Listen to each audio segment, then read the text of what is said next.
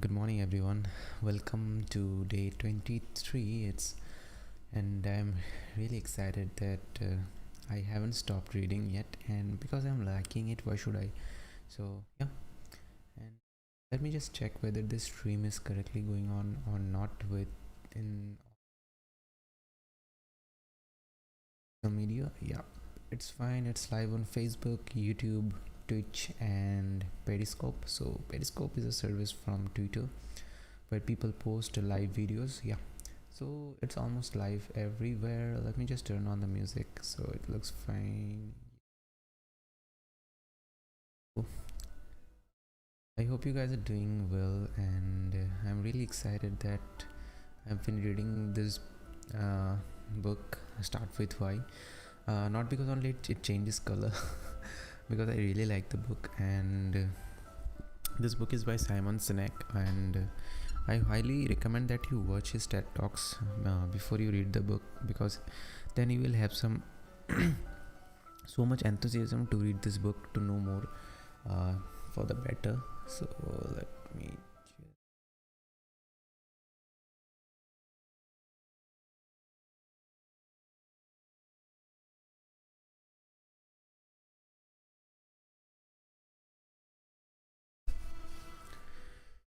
well, so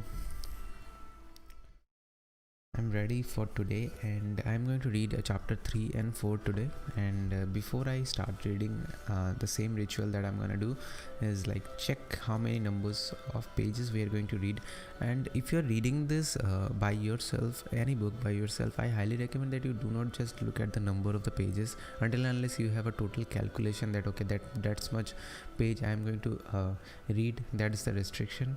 Otherwise, do not just look at the pages, that how many pages you are going to read or how many pages left to the chapter, because this does not add any fun to it. Whatever the book you are reading, maybe you're reading for knowledge, maybe you're reading for your growth, maybe you're reading for the to make our societies better. Doesn't really matter what your vision or goal is. Just do not look at the chapter, how many just how many pages are remaining in the chapter. I don't think it really takes the fun away, I have seen.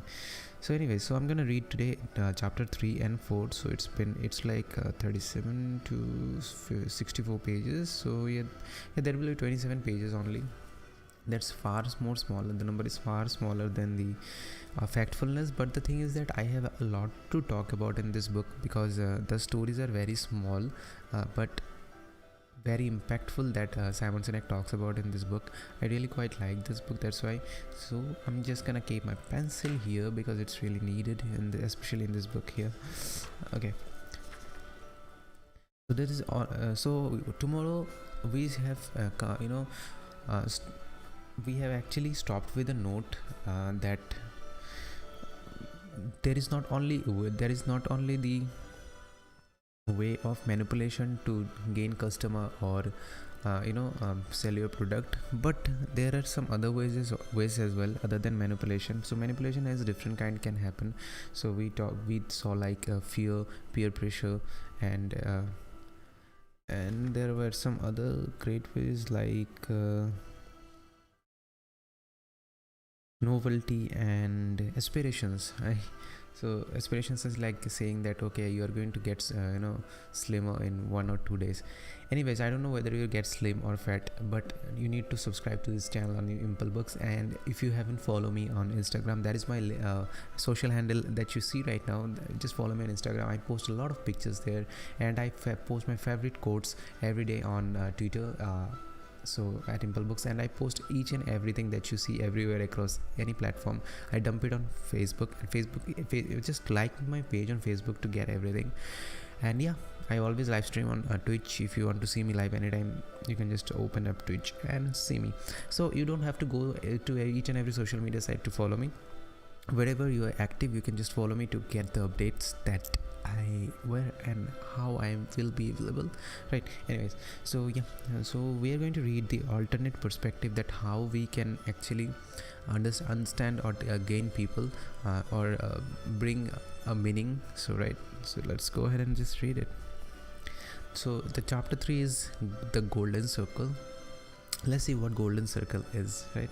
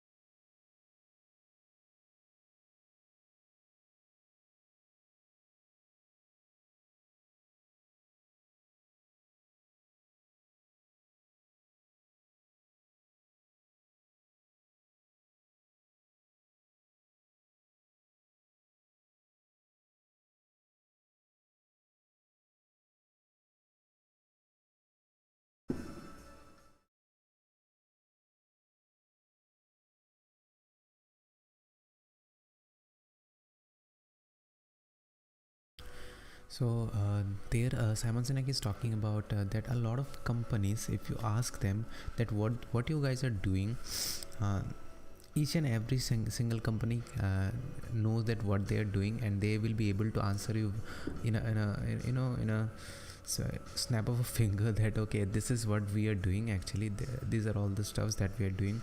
And if you ask them how, there are some companies also, there are not some companies, there are many companies also, but not every company, but many companies also can tell you that okay, this is the process, this is how we actually do this kind of thing, this is the this is the way that we create campaigns, this is the way we generate unique products and sell them.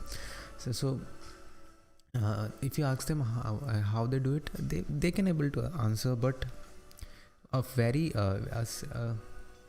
there is one detail that is missing, is like why. Very few people or companies actually can say that that is why we are doing this, that is why our company exists. And here Simon Sinek talks about a very nice thing, that it's not that money, so you can't really say that okay, I'm doing this for the money, because money is just a result, it's not something, it's not the why.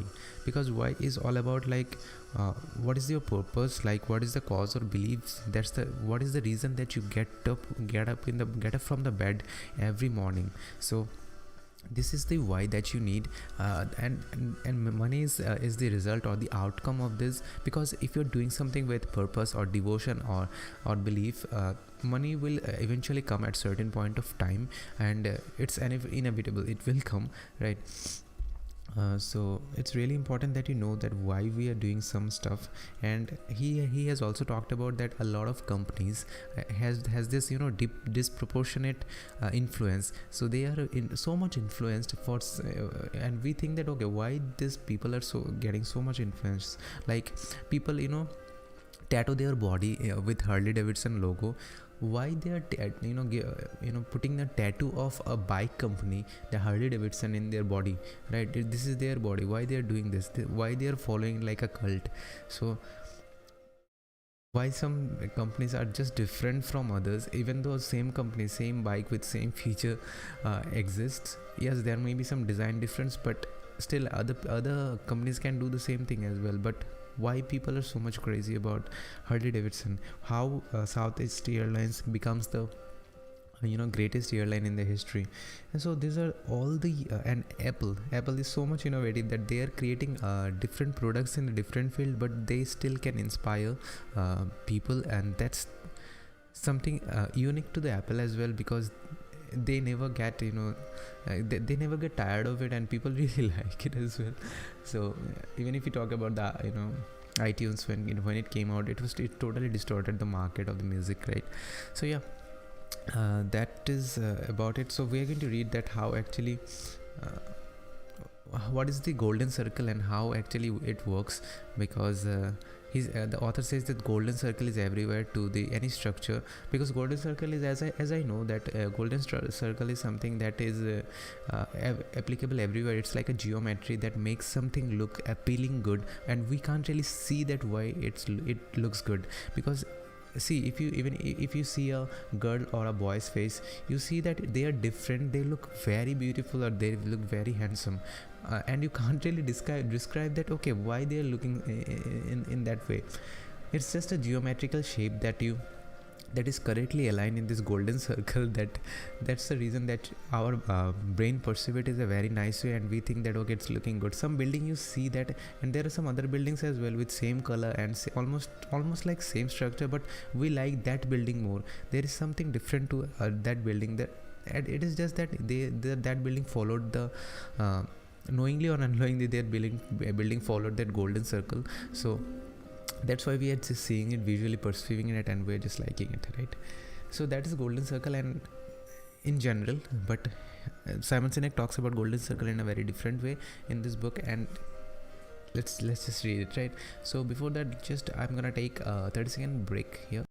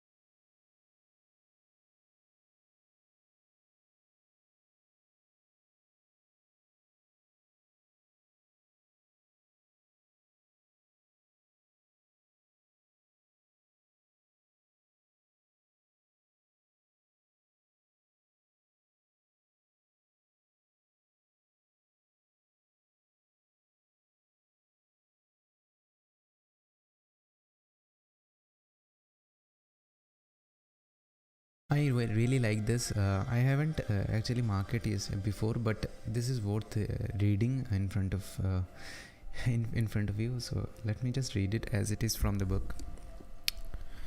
So this says, if Apple were like most other companies, a marketing message from them would move from the outside in of the golden circle. It would start with some statement of what the company does or makes, followed by how they think they are different or better than the competition, followed by some call to action. So let me just go back to that circle. That is, the Simon Sinek is saying, if Apple would have been like other companies, so they will be moving from what, how, and then why. So they will be telling people that what they do and how they are different, and how they are doing their stuff, and then why they should buy their product, right? So a call to action. So basically, if Apple would have been like other companies, Apple would have done the same like other companies does, right? Okay. So with that, the company would expect some behavior in return, in this case a purchase. A marketing message from Apple, if they were like everyone else, might sound like this. So if Apple would have been like other companies, and their marketing message will look like this. So let me just read the marketing message from here. We make great computers. They are beautifully designed, simple to use, and user friendly. Wanna buy one? So that is a marketing message. So here he is saying that it's not a very compelling sales pitch, but that's how most companies sell to us. And this is the norm. First they start with what they do. Here is our new car. Then they tell us how they do it or how they are better. It's got leather seats, great gas mileage, and great financing. And then they make a call to action and expect a behavior, right? Then go ahead and purchase our car, right? Something like that. Okay. You see this pattern in business to consumer markets as well as business to business environments. Here is our law firm. Our lawyers went to the best schools and we represent the biggest clients. Hire us. So this pattern is also alive and well in politics as well. So here is the candidate. Here are her views on taxes and immigration. See how she is different. Vote for her, right? So you give the call to action at the end. First you say that first you say that okay, what he or she is going to do, how he or she is going to do that, then a call to action, right? In every case, the communication is organized in an attempt to convince someone of a difference or superior value. But that is not what the inspiring leaders and organizations do. Every one of them, regardless of their size or industry, thinks, acts, and communicates from the inside out. It's not that what they actually take action from this inside out, like from this why to how to what. I am going to take it to the further here, and I'm just gonna focus it. Maybe it will take the focus. So as you can see that Simon Sinek is talking about going from this why to how to what, because other company, what they does is they just tell you that what they are doing and how they are doing, then why you should purchase their product, a call to action basically. But Simon Sinek is telling us that we should go from why to how to what, right? So let's just see how actually we should do that. Okay. So let's look at that Apple example again and rewrite the example in order Apple actually communicates. So how actually Apple communicates, he's saying that okay, just reread this, right? So this time the Apple starts with why, right? Everything we do, we believe in challenging the status quo. We believe in thinking differently. The way we challenge the status quo is by making our products beautifully designed, simple to use, and user friendly. And we happen to make great computers. Wanna buy one? So that is different, because first they're saying that why they do something, right? So see, everything we do, we believe in challenging that status quo. We believe in thinking differently. That's why they are making Apple products, right? So that is they're saying first, at first. But after that, they're saying that how they do it. The way we challenge the status quo is by making our products beautifully designed, simple to use, and user friendly. That is how. Then why? Then what? Right? And we happen to make great computers. What they make, they tell us at the end of the sales pitch, right? This is a sales pitch, but you are not going to feel, it's not going to feel like they're trying to sell us something, because they're saying all of this, why they do something, their vision or motive at the beginning of this, right? Not at the end. So this is really beautiful, because we, whenever we try to tell someone that okay, just this is my product, buy this, or maybe I am the product myself. Suppose I'm a content creator, I'm telling people that hey, go ahead and subscribe to my YouTube channel. I'm telling people that okay, what you should do, right? Instead of telling people that why I'm doing what I'm doing, right, then how I'm doing, then I will tell them uh, I have a YouTube channel as well, I make videos there. So people will actually feel that okay, I have a purpose or a vision, right? I'm not just doing it for just saying just to say that okay, I am a YouTuber, I am a content creator. Nothing like that. Okay, so yeah, it's a completely different message. It actually feels different from the first one. We are much more eager to buy a computer from Apple after reading the second version, and all I did was reverse the order of information. So Simon Sinek, nothing he did not do anything much. He just reversed the information of saying this thing, because otherwise other companies would have been like this: we happen to make great computers. If you just talk about, they will tell you okay, this is the great computer that we have made in this history or century so far. Century? Oh, anyways. So far, right? So they start with this what, but Apple actually starts with why, right? So yeah, it's very important.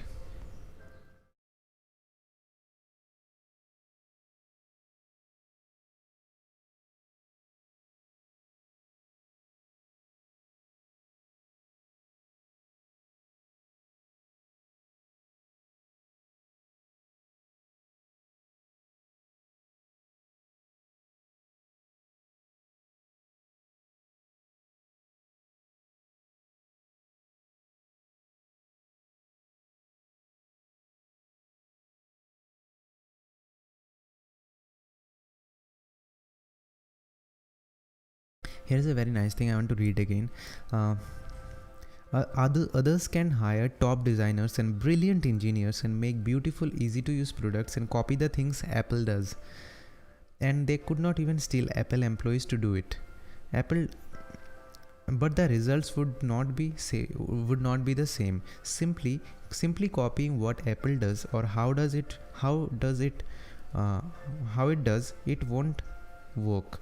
There is something more, something hard to describe and nearly impossible to copy, that gives Apple such a disproportionate level of influence in the market. The example starts to prove that people don't buy what you do, they buy why you do it. This sentence will come to you a lot. Just read this. This is the beautiful quote of this book. People don't buy what you do, they buy why you do it. So even if you're saying people that subscribe to my YouTube channel, follow me on Instagram, you are selling something. You're selling your you are selling your ideas, you're selling your thoughts, you're selling your contents to the people, because they are a consumer, right? So consumer, what they do, they actually see their product. Yes, they are seeing this for the free. Maybe next time you do something paid products review, that's different, but people are seeing this for just for the free, but still you're selling something. But if you say people that what you do, so people actually are not actually don't just just subscribe to your YouTube channel or follow you for the sake of that what you do. They actually see that why this guy or girl is doing this. They see the purpose or the motive behind it, and this actually reflects to all of the content that we are creating as well. And it's really important in the content space. I have felt that anyone who creates content, they need to understand why they are doing something, so people get really motivated to become a part of their journey, right? Yeah.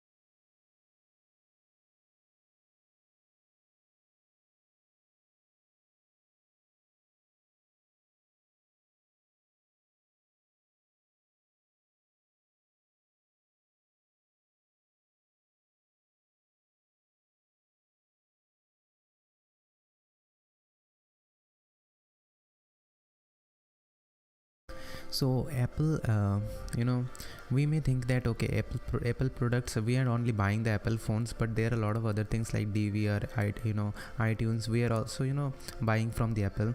But he's saying that.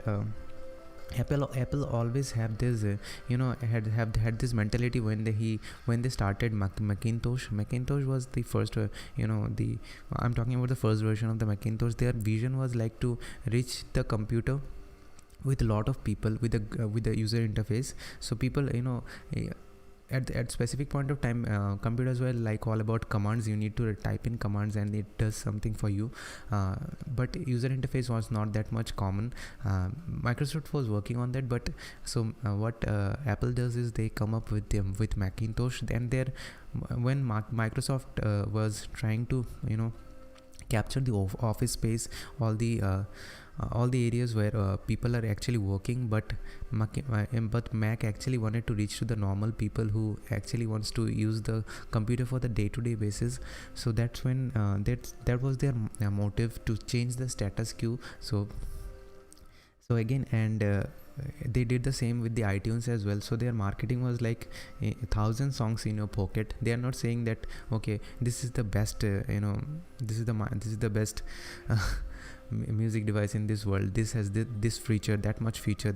Apple is not saying this much. They are saying that it just carry 1,000 songs in your pocket. If you want to do that, just buy our product, go ahead, right? This is so beautiful and awesome, because they are saying that why people should actually buy this product, because we want to listen to music. Because Sony also innovates something on the 1970s, where they come up with the Walkman or the Discman. I quite like. I still remember these days where I had this Walkman. I had actually two Walkmans. One was like was just broken for some reason, I don't know. But after that I purchased another Walkman. I quite like these experiences, because I just used to put my earphone, that stupid crappy earphones on that, and I used to enjoy the song. Because at that time battery was a scarcity. I didn't have any rechargeable batteries, so battery was a scarcity, and so I had to listen to the music on the earphones, because they actually used to save batteries for quite a long period of time. And I really remember these days. I enjoyed this. I had limited option of cassettes there, and cassettes were expensive as well. Like if we compare to the MP3, we can just pay a small amount to the streaming services, and we can have the huge catalog of songs. But it was different then. But Apple come up with iTunes, where people can carry a small device with them, and they can carry like thousands of songs, and that was really innovative at that point of time. Think about it. There was no mobile phone which can carry things like that, and that at that point of time, because music was something people used to always like, right? So but Apple did something which was totally innovative, and they did not actually sell this in saying that okay, this is the most innovative product in this world or anything like that. They just said 1,000 songs in your pocket. See how beautifully you can convey your product to the people. That's really teaches something, right?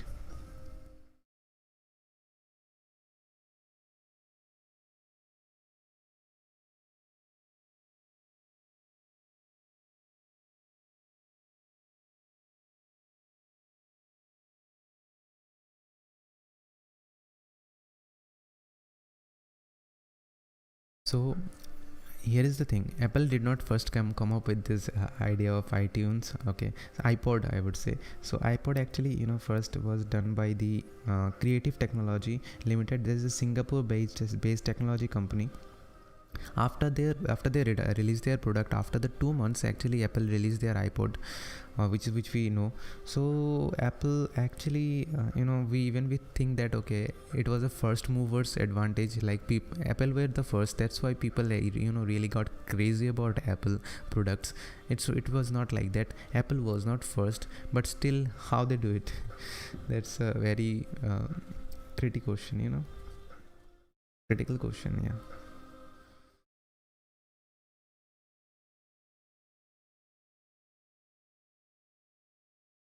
So problem, where is the problem actually? Creative, Creative technology was a digital product. They had experience of creating this kind of digital products, but why they failed in, if compared to the Apple, was like this. Actually, uh, creative technology use their marketing like this. 5 GB MP3 player. It is exactly, they said they advertise their product as 5 GB MP3 player.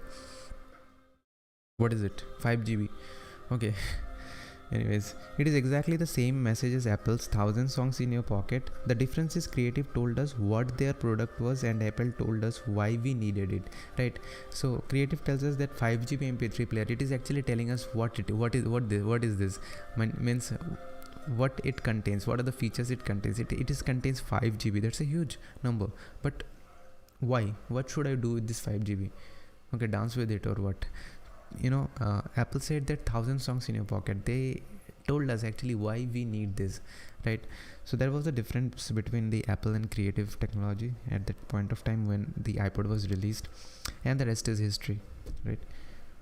Yeah.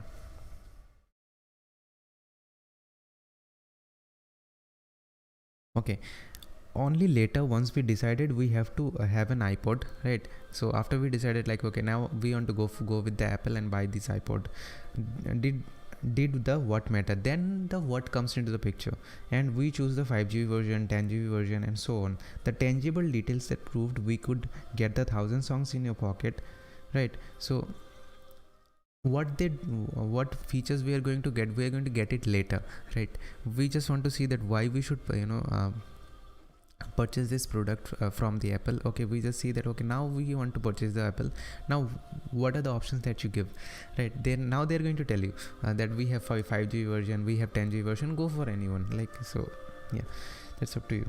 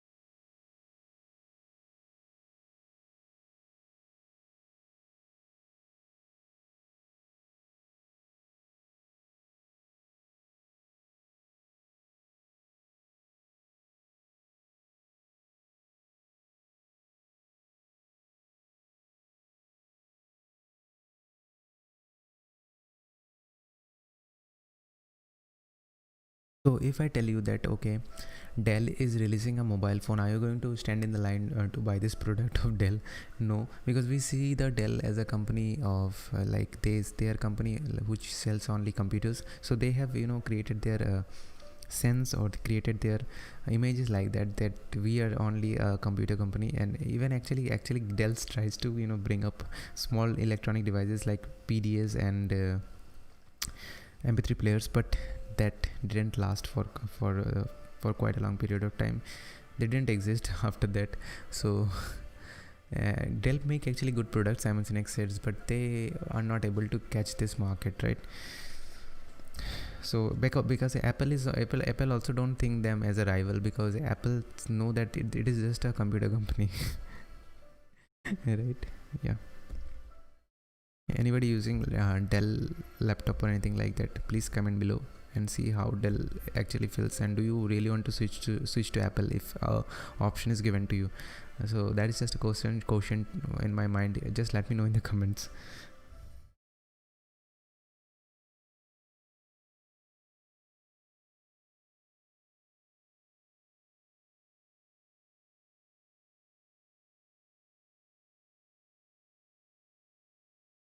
So I'm gonna read this because this is very interesting. Apple, unlike its competitors, has defined itself by why it does things, not what it does. It is not a computer company, but a company that challenges the status quo and offers individuals simpler alternatives. Apple even challenged its legal name in 2007 from Apple Computers Inc. to Apple Inc. So they have changed their name from Apple Computers Inc. to Apple Inc. So they have removed the computer altogether from their company name, right? To reflect the fact that they were more than just a computer company. Practically speaking, it does not really matter what a company's legal name is. For Apple, however, having the word computer in their name did not limit what they could do, it limited how they thought of themselves, right? The change was not practical, it was philosophical, right? Even if Apple had this word computers in their name, it doesn't really matter. Apple would have done the same thing that they are currently doing, but the reason they changed the name was not like the name was not actually limiting their abilities. But it's all about that how they actually think of themselves, right? So that's why the Apple change here, he's saying that the change was not practical, it was philosophical, right? It was not a practical change. So if you practically think, it doesn't really make sense, or it doesn't really matter if Apple Computer Inc., if it is the name of the company, even if they're making iPod, it doesn't really matter much if they can influence us to buy the iPod. But still, it was a philosophical decision, right? Yeah.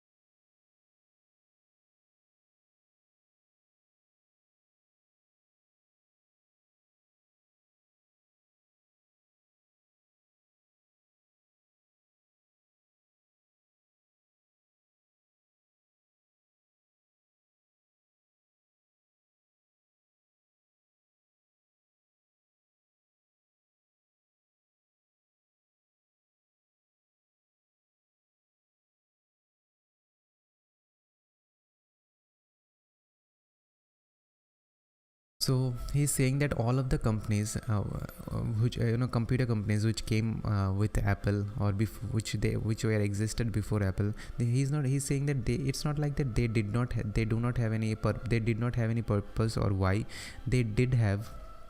But the problem is that they actually eventually gradually lost their why they are doing something. So they only identify them by what.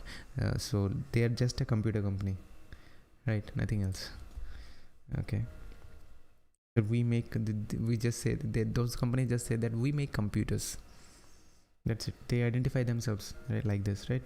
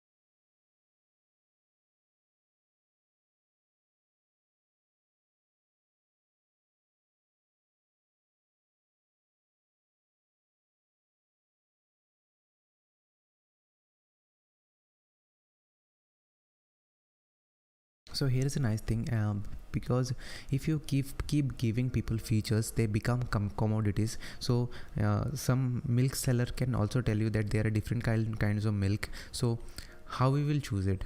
Are we an expert of the milk that how we will choose, okay, let's just go with this milk? So in that point of time, it becomes a commodity. It's not something that is value adding or something like that. It just becomes a commodity, and you need to keep giving these commodities to the people to actually keep them engaged to your product, right? It doesn't really make sense. And all the even if you see the market of the computers or the mobile phones especially, so I'm going to give an example of the Xiaomi, which has the biggest market share in the low end devices in India. So they make products of like they make various kind of products, and all of the products are like similar with a slight variant difference, right? So they make some products like Redmi 9, Redmi 9A, Redmi 9 Pro, Redmi 9 Pro XL. I don't know what kind of products they make, but it doesn't really make sense, right? So people are like so much confused what to go with it. Even they purchase it, but the reason is that they purchase it because of the prices that they are giving. So but at the end of the day, we are just purchasing this device just for the sake of like we are getting this much discount, or the percent or the amount that we are getting. We are not any loyal customer to the MI or anything like that. Even if some company with the great features with the same company with the same great features like this, and they come up to us and say that we are going to offer you a lesser price than that with the same customer service or anything like that, people will purchase that as well, right? But eventually that happens, that becomes a commodity after some point of time, and a lot of companies are keep doing this one after another, because they are somehow bringing sales, and they are able to bring sales maybe, but it's okay. It happens. The examples are everywhere, you just need to find it, right? Okay.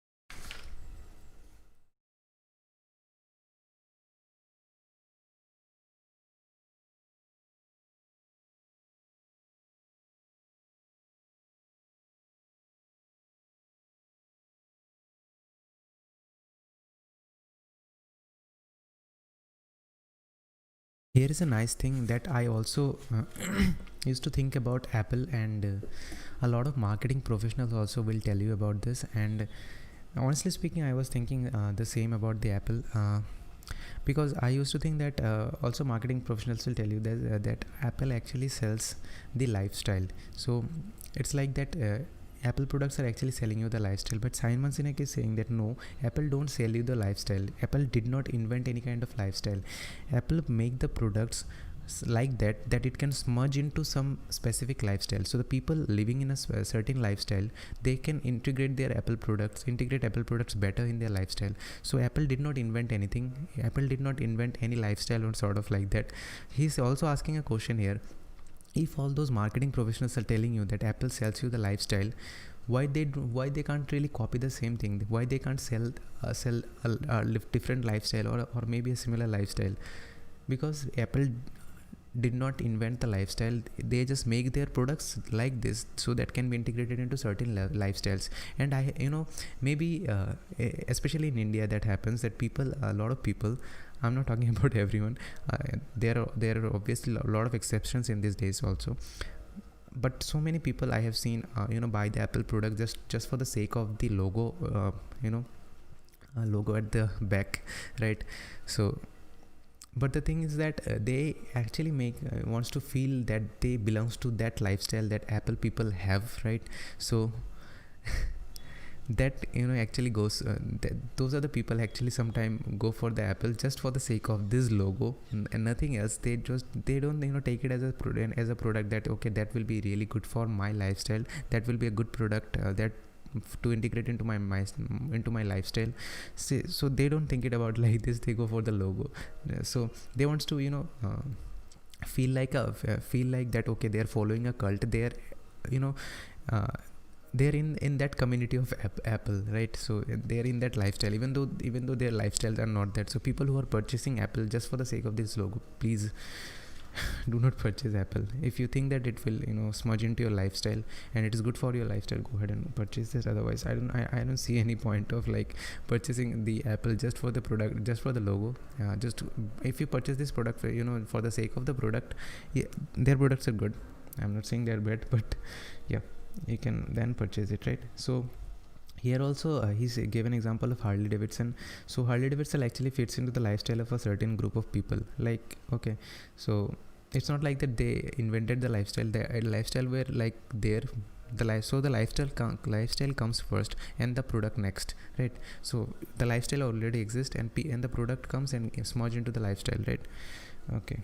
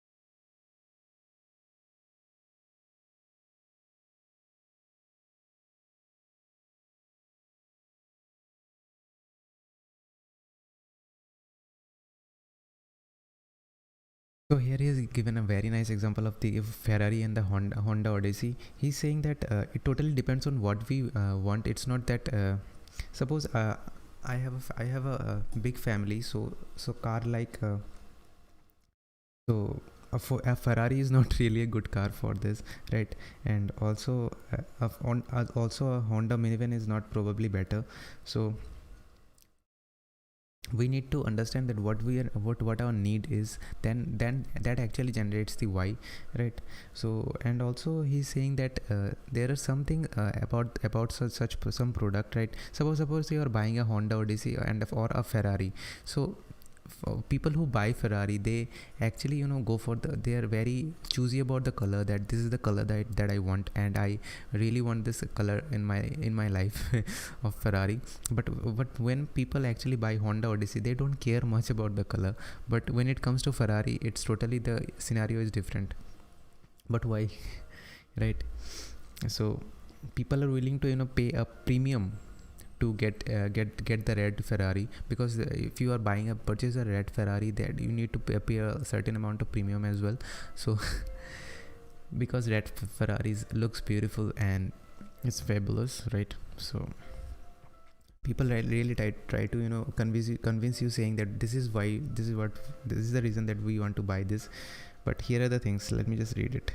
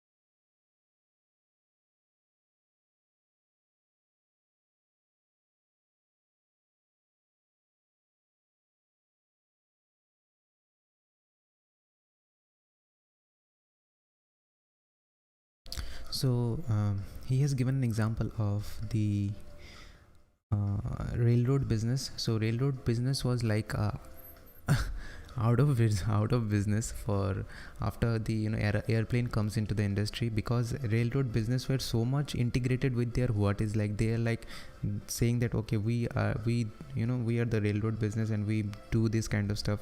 So he said that if they would have called them as mass transportation business, right, they would have been gone out of business. Otherwise they would have uh, have the airplanes today, but they eventually don't have. So in America it's really that was problematic. When the airplane came, the sales of the railroads actually were going so much down, right? So he says that we need to focus on the why rather than the what, right? So he's saying that it's not only his opinion, it's all about biology. So he's going to talk about this, what is this biology about, right? So the chapter name is like, this is not opinion, this is biology. And just to remind you that we have only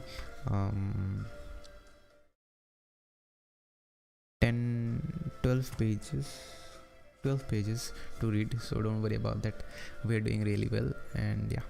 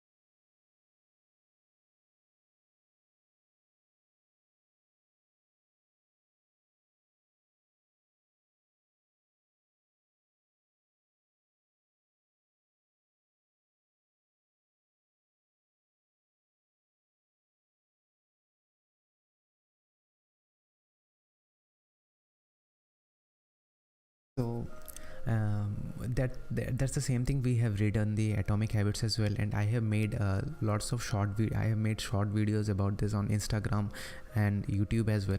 So the thing was like this, community or a cult. So become a part of a community or a cult. We as a human being wants to belong to something, belongs to somebody, belongs to some group, right? Other than that we feel void, other than that we feel that we don't belong to this world, we don't belong to something. Because belonging is the something we as a human being wants to be, that actually made us civilized, that actually helped us survive in this world, because we belong to some group. That's why we can survive, right? So people really wants to belong somewhere. So here Simon Sinek said that Apple like other companies, if they what they do is like this, they tell you that what they do, what are the best features they provide, like so people, what people actually see is like, okay, they are appealing to the people, okay, they are giving this much of features and all that, but why they should, if they don't actually convey their why they are selling this product and what their vision is, people really don't move forward to become a become a cult following of that specific product, right? So they don't, and if they can able to do it, like think about Apple. They have this cult following. People wants to belong to the Apple community, right? Some people, right? A lot of people actually a lot of people actually belongs to the community of Apple. They wants to have Apple products and become the community of people. They wants to belong to the people who have the Apple products also, right? So they have like Apple Watch, Apple iPods, and Apple phone, and MacBooks. So they wants to form into the lifestyle of, they wants to belong to that lifestyle by having this product from Apple. So that is totally different from saying saying what your products does. Because if you can show why you are doing something, if you can show your vision to the world, then world is going to come forward and go with you. So that's the actual reason here. And yep, it's actually a feeling that we get, okay? It's not something we can describe in a word, but we have a natural need for belonging. So if someone asks you that why you want to purchase the Apple, you will say some logical things like it has this much RAM, this much of performance is good, it's better optimized, and all that features that you can describe. But actually other phones can obviously give you the same thing. Others computers also can give you the same thing, maybe in a cheaper price as well. But you can't really describe it in a way that, okay, why you want to purchase this. That's really different, because it's biological. We want to be we have a sense of, we want this sense of feel, we want to feel belong to somewhere, right? So that's why we actually choose this kind of product, right?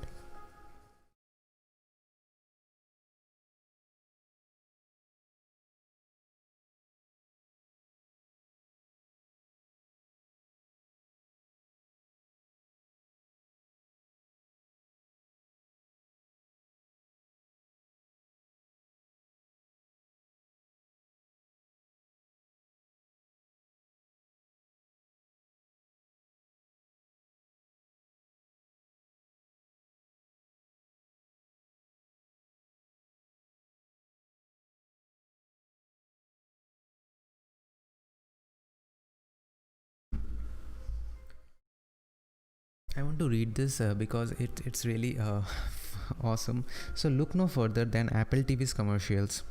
I am a Mac and I am a PC for perfect representation of who a Mac user needs to be to feel like they belong. In the commercial, the Mac user is a young guy, always in jeans and a t-shirt, always relaxed and always having a sense of humor, poking fun at the system. The PC was defined by Apple in a suit, older, stodgy. To fit in with Mac, you have to be like Mac.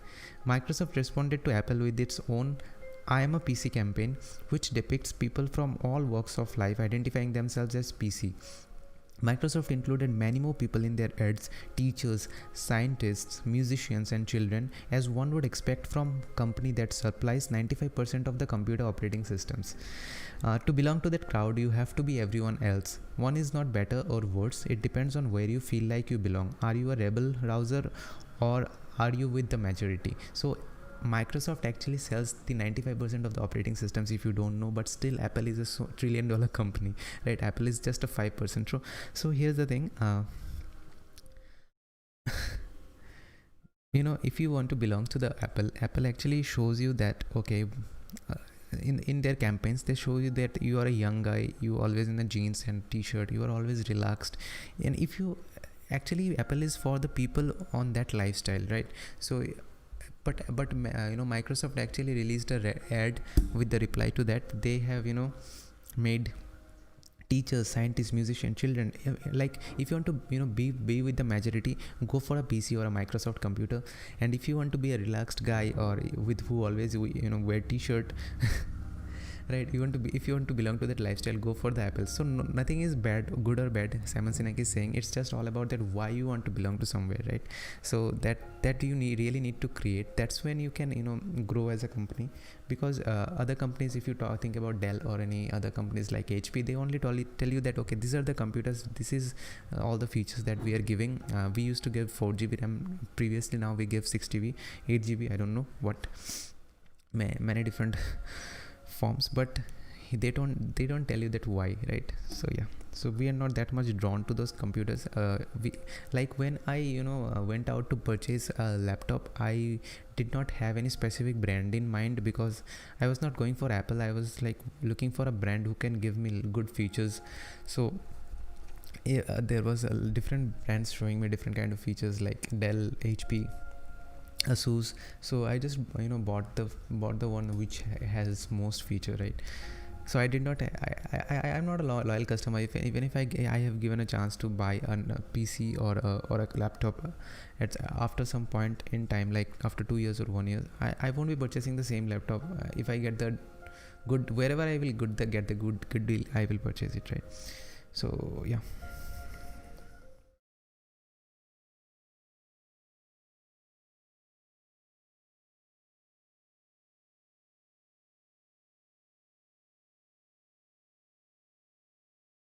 Here is saying Apple users feel a bond with each other.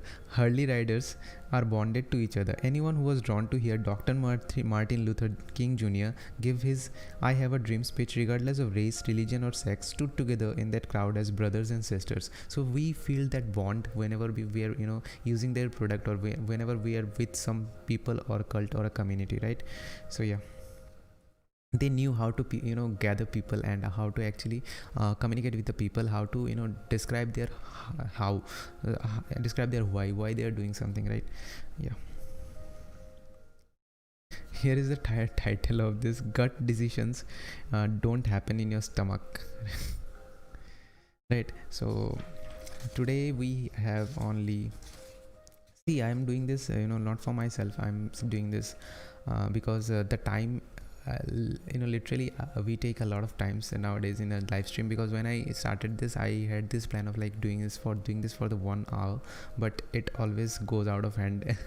And I read for like around 2 hours sometimes. So yeah, so don't worry about that. We have just only 10 pages left, not more than that. Yeah, 10 pages. Okay.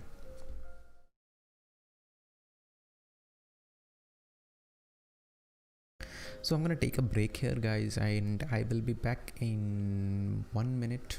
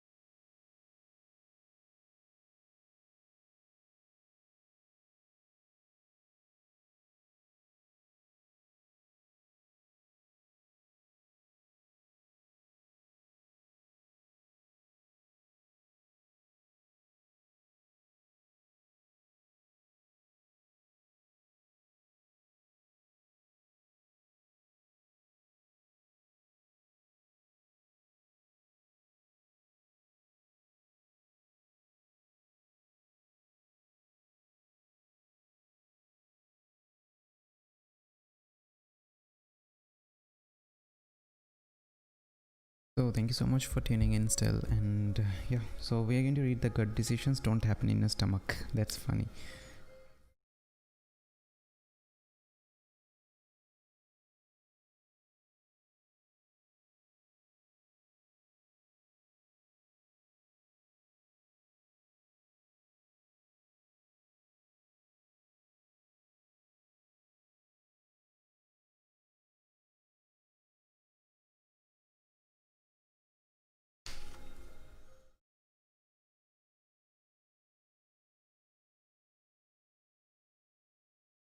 So that is the golden circle that we have seen previously. So let me just show you.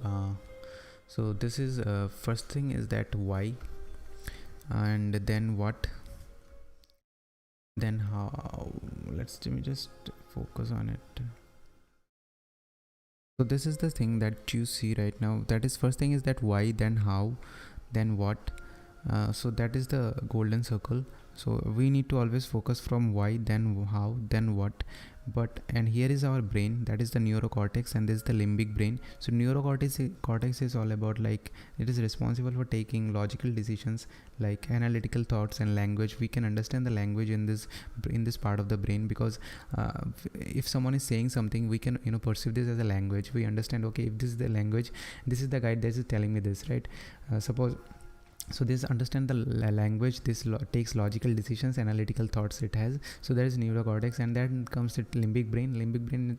It is here is the limbic brain. So how this thing actually works in terms of biology, he's going to talk about it here. So let me just read it, and let me just focus on the book as well.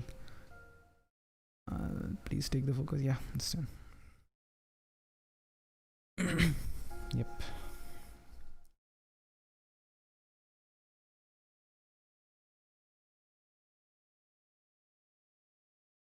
So limbic brain is responsible for the trust and loyalty, right? So, and the neurocortex is like all about the logical analytical decisions and thoughts, right? But it has no capacity for language. It does not know language, and it does not know how to say or perceive something, or to describe something in language. So limbic brain can't really tell you that why, right?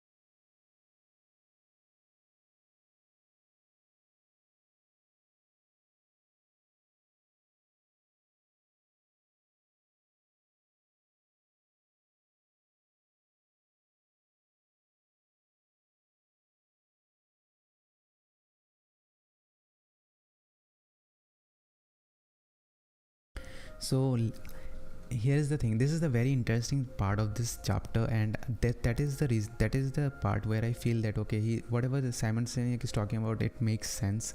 Although it's not really just some people were, some companies were just lucky. So here's the thing, why, how, what. We should always focus from the why to how to what, right? But so our limbic brain actually is responsible for the trust, and the trust or the feelings that we all, but that's the feelings that we perceive. It happens in the limbic brain. So here he has given a good example. So if you asked a married couple and asked them why did you guys marry each other, so they can't really put this thing in the word. They will tell you, okay, she's the smartest person in this world, he's the smartest person in the world, that's why we have married each other, when we love each other. Even if you ask them why do you love each other, they say things just to rationalize things, like she completes me, and so saying things like this just for the example. But they also know that this is not the correct explanation, because we can't really put this thing into this word, right? So here is a very nice thing he just said. That's the problem with love. We only know why we have found it, because it just feels right. So we can't really put it into words that why we are with a specific person for that much period of time, and why we are in love. So it's not only hard to explain it. Actually, we can't really explain it through words, because our limbic brain has no word. Only neurocortex has. But neurocortex is responsible for taking analytical and logical decisions. So when someone is asked that, okay, why do you love this product, why do you love this person, why you are married to some specific person, So we try to give logical explanation, like she completes me, uh, she's the smartest in the world, she understands me better. So this is the kind of logical things that we keep started saying, because then we give the control to the neurocortex and we say that, hey, tell something that they're asking, because we don't know what to say, right? So it just feels right. So that's the feelings, right? So feelings has no words. So our neurocortex actually takes the decision that, okay, we need to tell something to that, why we love that product or that person, right? Okay, so here is the thing. Simon Sinek says that if we start with why actually drives the behavior. Like some companies actually tell you what they does, like we give 4 GB RAM, 6 GB RAM, and what the hell are we giving? I don't know. So when companies say things like this, our neurocortex actually starts working. We take analytical logic and logical decisions. We don't think with the feelings, right? So we don't go with our feelings there in that case. But people, the companies who start with why, you will have a connection with those companies and you will feel that, okay, I want to buy this product, even if you're getting a same product with the same features and a lesser price somewhere else. And if someone asks you that why you are buying this product, and you can't really put these things into the words, you will say that, okay, I'm getting a 4 GB RAM here, I'm getting 6 GB RAM here, and these are the features that I'm getting. And somebody tells you, okay, that company is also giving the same features but in a lesser price, and that is also a branded company. Why are not you purchasing that things from that company? You can't really put these things into words again. You will say that, okay, their customer service is better, they're giving me this and they're giving me that. You will make all this kind of logical excuses, but the thing is that you just feel, it just feels right. At the end of the day, it just feels right to buy products from that certain companies, because that really happens, right? So that's why we need to always start with the why. So that actually happens in our limbic brain, not the neurocortex, right? Yeah.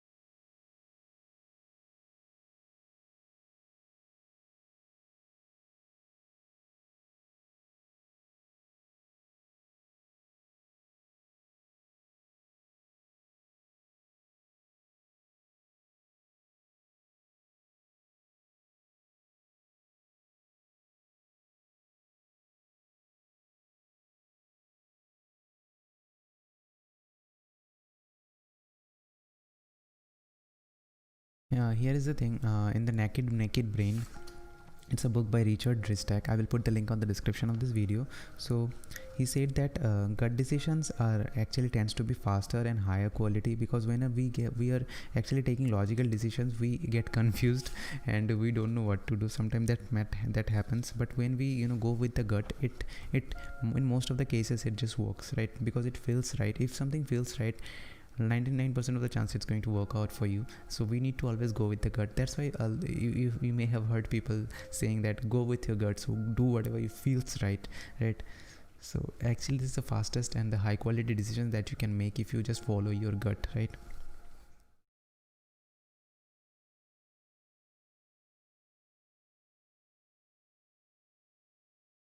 Here I'm going to read this line. Our limbic brains are smart and often know the right thing to do. It is our inability to verbalize the reasons that may cause us to doubt ourselves or trust the empirical evidence than when our gut tells us not to. So whenever we make any gut decisions, we then give the control back to the neurocortex. We start thinking about logical terms and analytical thoughts comes into our mind. Okay, if we listen to our gut, what will happen, what that people will say, what will the consequences, what will happen to me, what will happen to my life, what will happen to the people who is around me, what will happen to the world. When we follow these gut decisions, and when we try to logically think about our gut decisions, that happens, and that actually delays your decision, and stop you, actually restricts you to take any rational decisions in that case. So it's really important that you listen to your gut, right?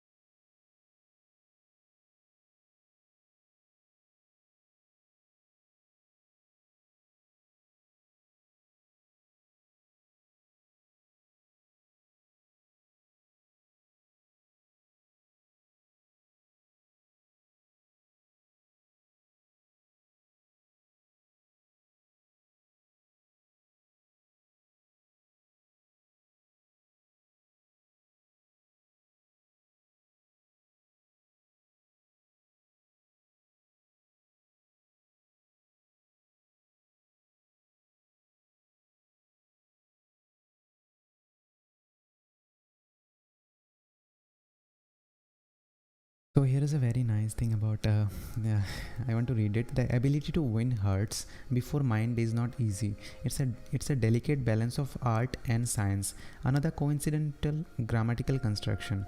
Why is it that things are not a balance of science and art, but always art before science? So you may have heard art and science. So art always comes before science.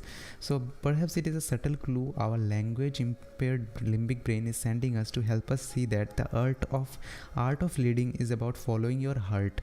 Perhaps our brains are trying to tell us that why must comes first. So why always must comes first. And so art actually is generates from our limbic brain. So we are thinking in as per our gut decisions, right? So that things comes first. So in terms of the grammatical side also, it is giving us this signs that okay, we need to go with this go with art first, then the science, right? So yeah.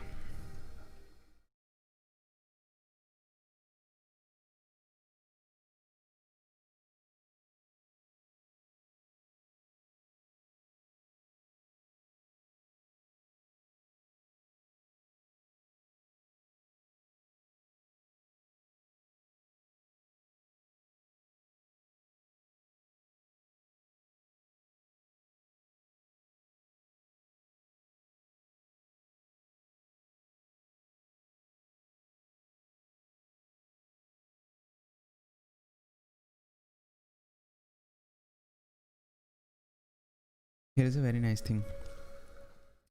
Great leaders and great organizations are good at seeing what most of us can't see. They are good at giving us things we would never think of asking for. When the computer revolution was afoot, users could not ask for a graphical user interface because people didn't know what graphical user interface is, right? But that's what Apple gave us. In fact, in the face of expanding competition in the airline industry, most air travelers would never have thought to ask for less instead of more. But that's what Southwest did, and in the face of hard times and overwhelming odds, few would have asked their country, "What can I do for you?" or "What can you do for me?" Right? The very cause upon which John F. Kennedy introduced this presidency. So great leaders are those who trust their gut. They are those who understand the art before the science. they win hearts before minds. They are the ones who start with why, right? So they are doing obviously different. And Southwest actually, in the airlines, people really always wanted more, but Southwest started giving less, and that's why their cost was also less, so people can afford Southwest very much. So that's why the Southwest World Airlines was the like profitable airline industry in the history. So yeah. And in the time of John F. Kennedy, generally country asks people, what can I do for you?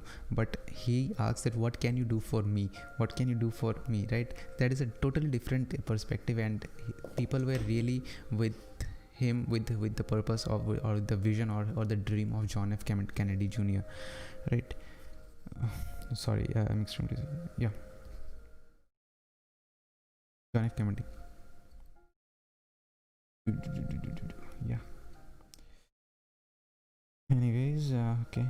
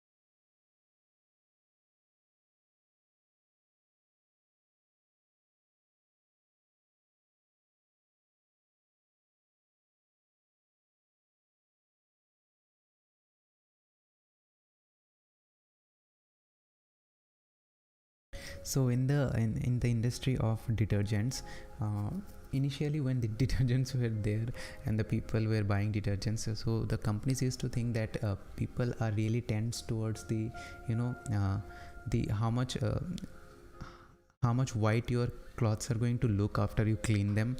So in India, that's why we have certain ads like Tide, which actually cleans your, and there are some products like Nirma, which actually shows that how much clean your how much white your dress look after you clean with their detergent. I'm just giving an example because I have seen this ads as well.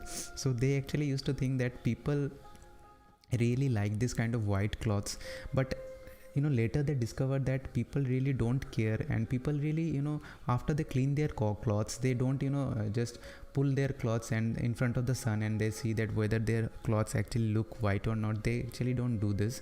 So they discover that people, whenever they people clean their clothes, they try to smell it and they see that whether their clothes actually feels clean or not, instead of rather than being clean actually, right? So people are much more towards towards the smell of the clothes, how it smells. So it's totally changes the detergent company, that how they actually perceive, how they actually market their products. So instead of being just who make your products who make your dress a lot white, other than that they were focusing on the smell as well. So it's totally changes the industry there, right?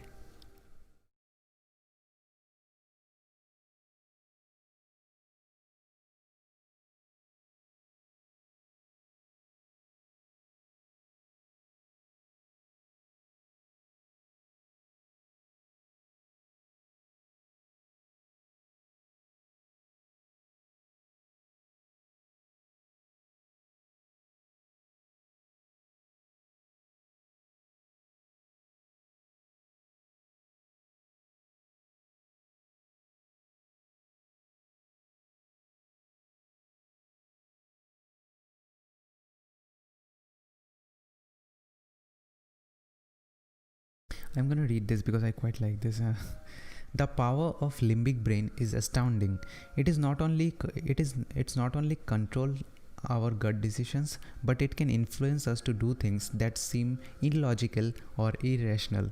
Leaving the safety of home to explore faraway places, crossing oceans to see what's on the other side, leaving a stable job to start a business out of your basement with no money in the bank. Many of us look at these decisions and say, "That's stupid, you are crazy, you could lose everything, you could get yourself killed. What are you thinking?" It's not logic or facts, but our hopes and dreams, our hurts and our guts that drives us to try new things. So that's how limbic brain actually works. It does not take any logical decisions. It's all about driving it, but it obviously takes high quality decisions because guts are most of the cases are right. Yeah. Here also the reason I'm going to read it. If we were all rational, there would be no small businesses, there would be no exploration, there would be very little innovation, there would be no great leaders to inspire all those things. It is the undying belief in something bigger and better that drives that kind of behavior. But it can also control behavior born out of other emotions like hate or fear. Why else would someone plot to hurt someone they had never met, right? So it can do negative things as well, but it can do positive things as well. And he's saying that, okay, if we always think about rationally or logically, we will not explore something, we will not create small businesses, we will not do any kind of innovation, right? Because we will be thinking that, okay, the life currently is going on, it's good, why should we try new things, right? So that's why we need our gut decisions to make us do something different as well. So yeah, that's really important.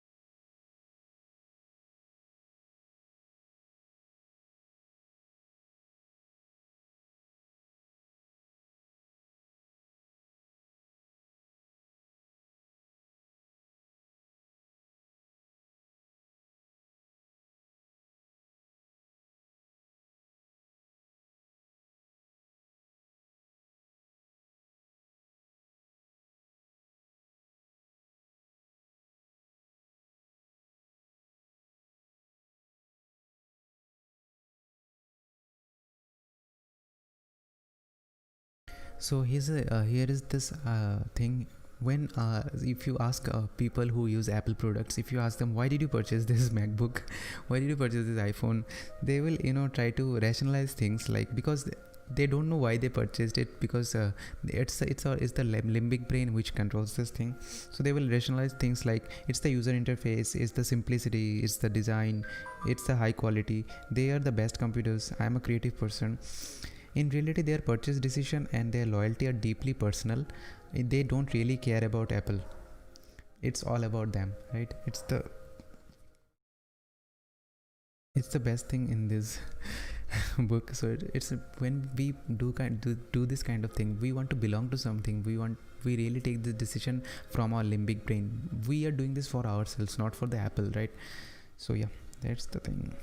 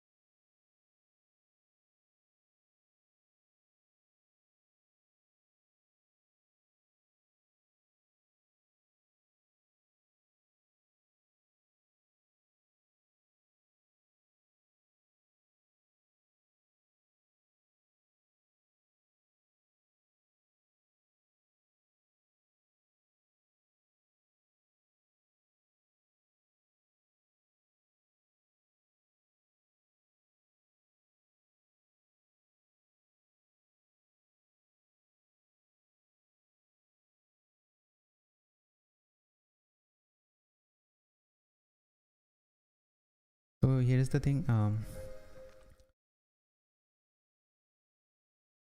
Remember, the Honda and the Ferrari products are not just symbol of what company believes, they also serve as symbols of what the loyal buyers believe.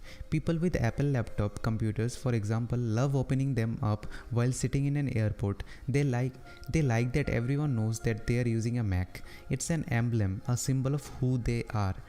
That glowing Apple logo speaks to something about them and how they see the world.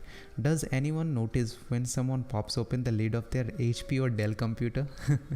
That's a very nice, that's a real example actually, right? Nobody cares that if you're opening a Dell or HP. If you open an Apple laptop, Apple MacBook, people actually notice, okay, this guy is or this girl having this Apple laptop, right? So yeah, they like that everyone knows that they are using a Mac. It's an emblem, a symbol of who they are, right? So nobody noticed, right? No, not even the people using the computers care, right? So even if I am a computer user, if someone opens a Dell or HP laptop, I don't care. Who the hell cares? Right? HP brand, so HP and Dell have a fuzzy sense of why, so their products and their brands don't symbolize anything about their users. To the Dell or HP user, their computer, no matter how fast or sleek, right, is not a symbol of a higher purpose, cause or belief. It's just a computer. In fact, for the longest time, the logo on the lid of a Dell computer faced the user, so when they opened it, it would be upside down for everyone else. Right. So basically, for the Dell and HP, the logo is basically on face the user. So when you open this, people will see it as upside down. So they don't even care about it, right? So why should people see? People can't even see it in a correct way. So you understand, right?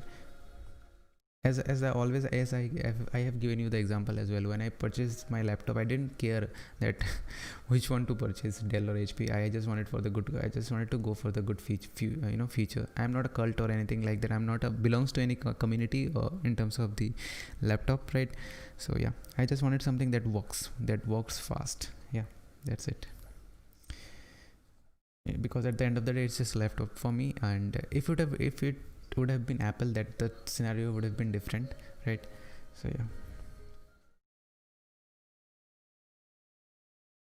I'm gonna read it again. Remember, people don't buy what you do, they buy why you do it. If a company does not have a clear sense of why, then it is impossible for the outside world to perceive anything more than what the company does. And when that happens, manipulations that rely on pushing the price, feature, service, or quantity becomes the primary currency of differentiation. So when you can't really inspire people to buy your product, like when people just look at your product in terms of the features, like when I was searching for laptops, I did not had any brand in mind, because I did not care. I just wanted a laptop. So all the brand had to compete for the features and price and all the cool features or well-weighted features in the laptop. So they had to come up with this pushing price, feature, service, or quality, whatever they can, to actually make the sale to us. So so if that would have been Apple would have been care, because I have been on the Apple stores many times, and they don't care about giving you discounts, guys. So if you want to purchase, go ahead and purchase with your just sell your kidney or liver and then purchase it. But they are not going to give you any discounts, because they don't care, right? You should care about, if you care about yourself, then you buy Apple. So Apple don't care about you, you should not care about Apple. If you care about yourself, go ahead and purchase an Apple product. So that's Apple. And yeah, so they have a clear sense of why they have started. So with that, we have completed chapter 3 and 4 and the day 23, and I'm very excited that tomorrow will be the day 24, and we have only how many days? 7 days. Yeah, so we have only 7 days left to complete the 30-day reading challenge. It's almost 23 days. And yeah, with that, we have come to the end of day 23, and thank you so much again for watching, and I hope you have a good day. And think about always, starting with why you are doing this. And these are all the social handles. I'm reading books for the passion. I want to grow myself, and I want people to people also grow with me as well. It's not like that I am only growing. I want to log my journey, so I do this on all my social media handles. So if you really want to follow me, please go ahead and follow my work there. And thank you again so much for watching this. And these are all the social handles that you currently see on the top of the screen. I will put the link of this book on the description of this video, and also all the books that has been described in this book. So thank you again, and